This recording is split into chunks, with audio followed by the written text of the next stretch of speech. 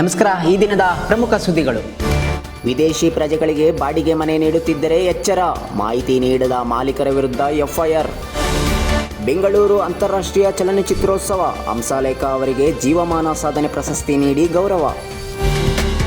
WPLನ ಮಹಾಸಮರದಲ್ಲಿ RCB ಭರ್ಜರಿ ಗೆಲುವು, ಮತ್ತೆ ಮುಗ್ಗರಿಸಿದೆ ಡೆಲ್ಲಿ. ಬೆಂಗಳೂರಿನಲ್ಲಿ ಶುರುವಾಯಿತು ಈ ಸಲ ಕಪ್ ನಮ್ದು. ಕೇಂದ್ರ ಅಧಿವೇಶನದಲ್ಲಿ ಮೋದಿ ಮಾತು ಸ್ತಬ್ಧ, ಪ್ರಧಾನಿ ಉತ್ತರವಿಲ್ಲದೆ ವಂದನಾ ನಿರ್ಣಯ ಅಂಗೀಕಾರ. ಸುಳ್ಳು ಸುದ್ದಿಗಳ ಕಡಿವಾಣಕ್ಕೆ ಬಂತು AI. ಸಾಮಾಜಿಕ ಜಾಲತಾಣಗಳಲ್ಲಿ ಹರಡುವ ಸುಳ್ಳು ಸುದ್ದಿ, ತಪ್ಪು ಮಾಹಿತಿ ಪತ್ತೆ ಮಾಡಲು AI ಬಳಕೆ. ರಾಜ್ಯ ಸರ್ಕಾರ ಹೊಸ ನಿರ್ಧಾರ. ಮಾಹಿತಿ ಆಯೋಗದಲ್ಲಿ 36,474 ವಿಲೇವಾರಿ, ಇನ್ನು ಬಾಕಿ 32,997 ಅರ್ಜಿಗಳು ಬಾಕಿ. ಮುಖ್ಯ ಮಾಹಿತಿ ಆಯುಕ್ತಗಾರ ರಾಮನ್ ಕೆ ಹೇಳಿಕೆ. ಪೊಲೀಸ್ ವಿರುದ್ಧ ಕ್ರಮಕ್ಕೆ ಹೊಸ ಕಾಯ್ದೆ, ಕರ್ತವ್ಯ ಲೋಪ, ದುರ್ನಡತೆ ತೋರುವ ಪೊಲೀಸ್ ಸಿಬ್ಬಂದಿಗಳನ್ನು ತಕ್ಷಣವೇ ವರ್ಗಾವಣೆ. ಇದು ಸಾರ್ವಜನಿಕರ ಸೇವೆಯೋ ಅಥವಾ ಲೂಟಿಯೋ? ವ್ಯಾಪಕ ಆಕ್ರೋಶ.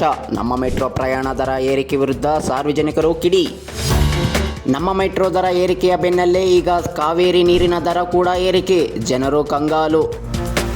17 ಪ್ರಸ್ತಾವಗಳಿಗೆ ರಾಷ್ಟ್ರೀಯ ವನ್ಯಜೀವಿ ಮಂಡಳಿ ಒಪ್ಪಿಗೆ. ಮೈಸೂರು ಕುಶಾಲನಗರ ಹೆದ್ದಾರಿ ವಿಸ್ತರಣೆಗೆ ಅಸ್ತು.